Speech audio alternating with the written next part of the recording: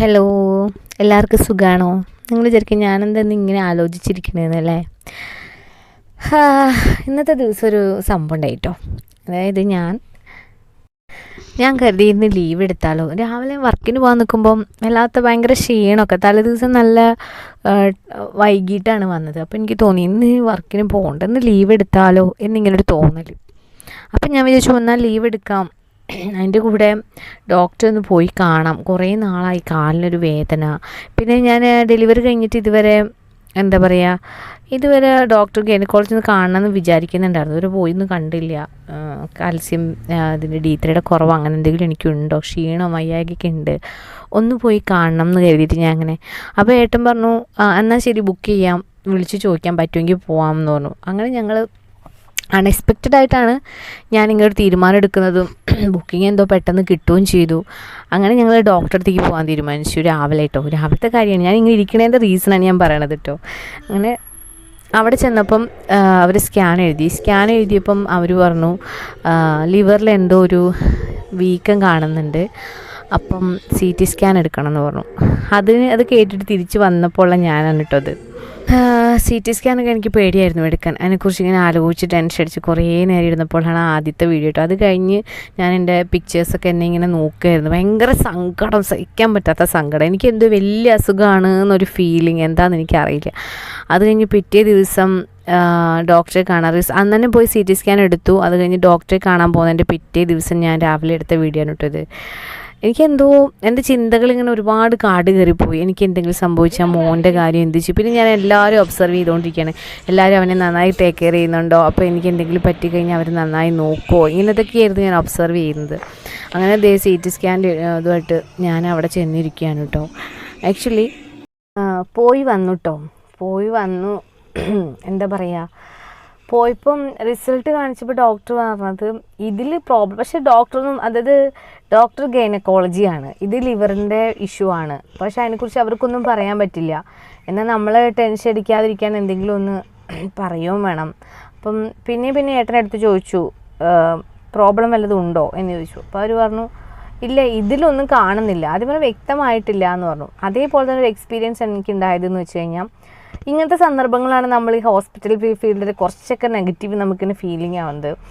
അതായത് പെട്ടെന്ന് അൺഎക്സ്പെക്റ്റഡ് ആയിട്ടാണ് ഇങ്ങനെ സ്കാനും ഇതൊക്കെ വരുന്നത്. അപ്പോൾ നമ്മുടെ കയ്യിൽ കുറേ ക്യാഷ് ഉണ്ടാവണമല്ലോ, പൈസ ഉള്ളവരുടെ കാര്യമല്ല, സാധാരണ ഒരു ജീവിക്കുന്ന ആൾക്കാരുടെ കാര്യമാണ് പറയുന്നത്. പെട്ടെന്നൊരു സ്കാൻ പറയുമ്പോൾ CT സ്കാൻ നോക്കുമ്പോൾ നമ്മൾ അന്വേഷിക്കുന്ന നമ്മുടെ അടുത്തുള്ള മെഡിക്കൽ കോളേജിൽ ഇതിനുള്ള സൗകര്യം ഇല്ല.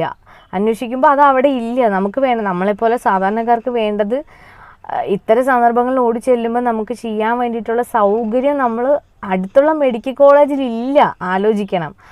അത് കഴിഞ്ഞിട്ട് നമ്മൾ കുറച്ച് ദൂരത്തുനിന്ന് അന്വേഷിക്കാമെന്ന് പറഞ്ഞപ്പോൾ അവിടെ പുലർച്ചെ പോയി നിൽക്കുക എന്ന് പറഞ്ഞാൽ നമ്മളിവിടെ നിന്ന് ഇത്രയും ദൂരം എങ്ങനെ എത്തും? തലേ ദിവസം അവിടെ പോയി സ്റ്റേ ചെയ്യാനുള്ള സൗകര്യം ഉണ്ടാവണം.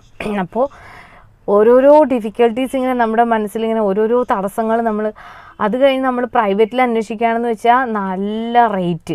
അങ്ങനെ അവസാനം CT സ്കാൻ അതിൻ്റെ സ്ഥലത്ത് എത്തിയിട്ടോ. ഒരു പ്രൈവറ്റ് ഹോസ്പിറ്റലിൽ എത്തി. ഇത്രയും ദൂരം പോകാൻ ബുദ്ധിമുട്ടാണ്, അടുത്തുള്ളൊരു പ്രൈവറ്റ് ഹോസ്പിറ്റലിൽ പോയിട്ട് ചെയ്യാം എന്നോർത്ത് അടുത്തുള്ള പ്രൈവറ്റ് ഹോസ്പിറ്റലിൽ CT സ്കാൻ എടുക്കാൻ വേണ്ടി പോയതാണ്. അപ്പോൾ അവിടെ ചെന്നപ്പോൾ നൈറ്റിലാണ് ചെല്ലണത്. അവിടെ ചെന്ന് അവരോട് CT സ്കാനിൻ്റെ കാര്യം പറയുമ്പം ഫസ്റ്റ് CT സ്കാനിനെ കുറിച്ച് അവർക്ക് ഓൾറെഡി അറിയാം, ക്ലിയർ ആവുകയോ ആവില്ല എന്നുള്ളത് അവർക്കറിയാം. അതെങ്ങനെ എനിക്ക് മനസ്സിലാവുന്നില്ല. ഇനി CT സ്കാൻ ചെയ്യുന്നതിൻ്റെ പ്രോബ്ലം ആണോ അതോ ഏതാ മെഷീൻ്റെ കംപ്ലൈൻ്റ് ആണ്, മെഷീനാണോ, എനിക്കതിനെ പറ്റി അറിയില്ല, എന്താ സംഭവം എന്നറിയില്ല. ക്ലിയർ ആവില്ല എന്ന് അവർക്കറിയാം. അപ്പോൾ അവരിങ്ങനെയാണ് പറയുന്നത്, ആദ്യത്തേത് ചിലപ്പോൾ ക്ലിയർ ആവില്ല, അങ്ങനെയാണെന്നുണ്ടെങ്കിൽ രണ്ടാമത് മരുന്ന് കഴിച്ചിട്ട് എടുക്കണം, അങ്ങനെയാണെന്നുണ്ടെങ്കിൽ മരുന്ന് കഴിച്ചെടുക്കുന്നതിന് 8000 രൂപയാണെന്ന്, ആദ്യത്തേന് 3500. ഓക്കെ, അത് കഴിഞ്ഞ് രണ്ടാമതൊരു CT സ്കാൻ ഉണ്ട്. മീൻസ് ആദ്യത്തേത് ക്ലിയർ ആയിട്ടില്ല എന്നുണ്ടെങ്കിൽ ഡോക്ടർ ഒരു മരുന്നിന് എഴുതും, ഇഞ്ചക്ഷൻ തന്നിട്ട് രണ്ടാമത് സ്കാൻ ചെയ്യാൻ വേണ്ടി എഴുതും. അത് ക്ലിയർ ആവും കേട്ടോ. അതിന് 8000 രൂപയാണ് എന്ന് ആലോചിക്കണേ. നമ്മൾ ഒന്നാമത് അത്രയും ടെൻഷനായിട്ട് ഞാനൊക്കെ എന്ന് പറഞ്ഞാൽ അത്രയും തകർന്നിട്ട് അവിടുന്ന് പോകണത്. നിങ്ങളെന്നെ കണ്ടല്ലോ കഴിഞ്ഞ നേരത്തെ വീഡിയോ ഞാൻ കാണിച്ചില്ലേ, അതൊന്നും അല്ല എൻ്റെ സിറ്റുവേഷൻ ഉണ്ടായിരുന്നത്.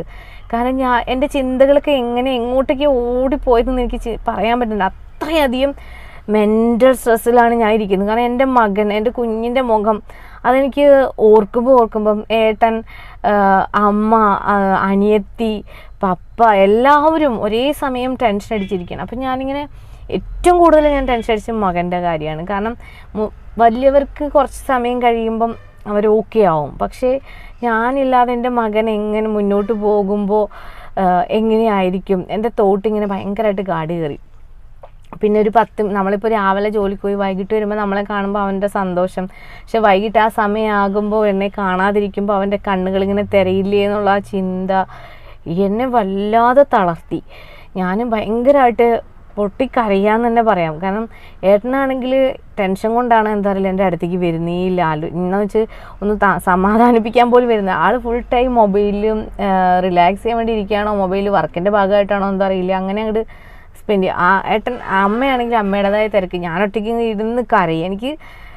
എനിക്ക് എന്തൊക്കെയോ സംഭവിക്കാൻ പോവാണ്. ഇനി എന്തെങ്കിലും സംഭവിച്ചാൽ എൻ്റെ കുട്ടി, അവൻ്റെ കണ്ണുകൾ എന്നെ ഇങ്ങനെ തിരയില്ല. ആ സമയത്ത് ഞാൻ അടുത്തേക്ക് ചെന്നില്ലെങ്കിൽ ആ ഒരു ഫീലിംഗ് എന്നെ തകർക്കുക എന്ന് പറഞ്ഞാൽ എനിക്കറിയില്ല ഞാൻ എങ്ങനെ എക്സ്പ്ലെയിൻ ചെയ്ത് തരണമെന്ന്. വല്ലാത്തൊരു അതായത് റിസൾട്ട് നോക്കാൻ പോകുന്നതിൻ്റെ തലേ ദിവസം രാത്രി ഞാൻ ചിന്തിക്കുന്നതാണ്.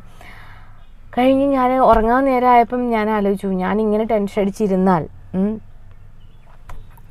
പിന്നെ അമ്മ, ഏട്ടൻ അവരും കൂടെ ടെൻഷൻ അടിച്ചിട്ട് കിടന്നുറങ്ങുമ്പം എന്തെങ്കിലും അവർക്ക് മനസ്സിന് വിഷമമായിട്ട് എന്തെങ്കിലും ആവണ്ട എന്ന് വിചാരിച്ച് ഞാൻ ഇല്ലാത്ത എനർജി ഉണ്ടാക്കി. രാത്രി ഉറങ്ങാനായപ്പോഴേക്കും പറഞ്ഞു എന്ത് തന്നെയാലും ഫേസ് ചെയ്യാം, എല്ലാവരും ഉറങ്ങാൻ സമാധാനമായിട്ട്, നാളെ എന്തായാലും പോകുമല്ലോ ഡോക്ടറെ അടുത്ത് എന്ന് പറഞ്ഞ് അവരെ സമാധാനമായിട്ട് കിടത്തിയിട്ട് പിന്നെയും എൻ്റെ ചിന്തകളിങ്ങനെ എനിക്ക് പിടിച്ച് നിൽക്കാൻ പറ്റാത്ത വിധത്തിൽ എൻ്റെ ചിന്തകൾ കടന്നു പോവുകയാണ്.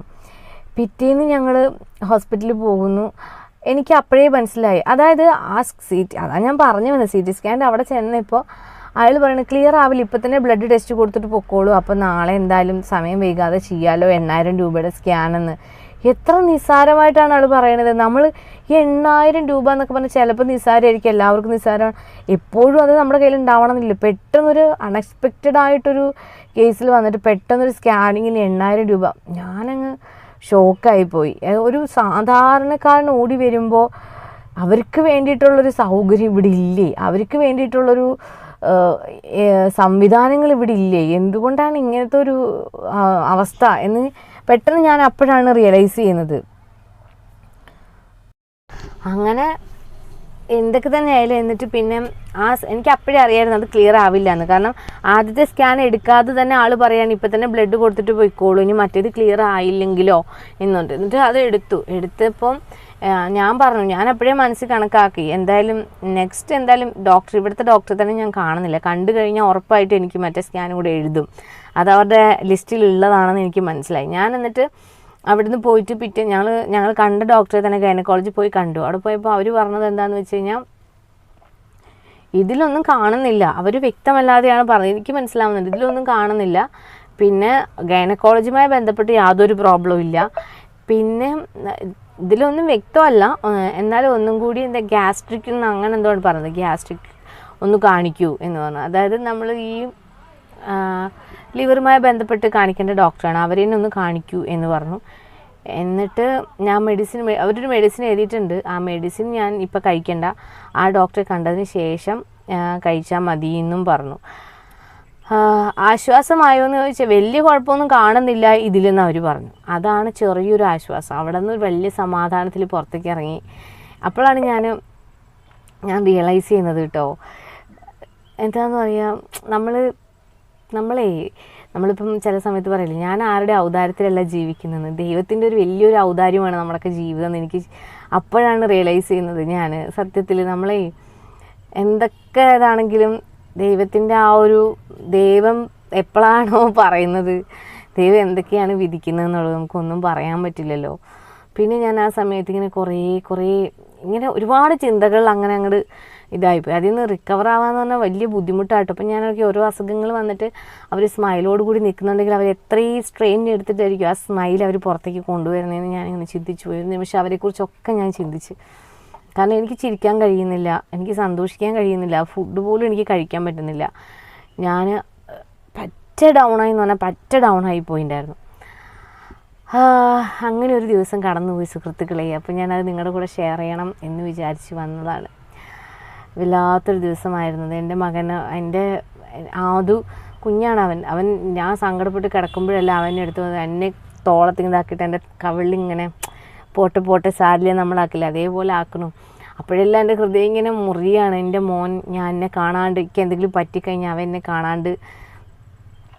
കാണാണ്ടിരിക്കും. അവനെ കാണാതെ അവൻ എന്നെ തിരയും. എന്നെ ഏറ്റവും കൂടുതൽ വേദനിപ്പിച്ചത് അവൻ എന്നെ തിരയും. എനിക്ക് എന്തെങ്കിലും പറ്റിപ്പോയാൽ അവൻ എന്നെ തിരയും. അതെനിക്ക് സഹിക്കാൻ പറ്റില്ല. എല്ലാ അമ്മമാരും ഇങ്ങനെ തന്നെയായിരിക്കും.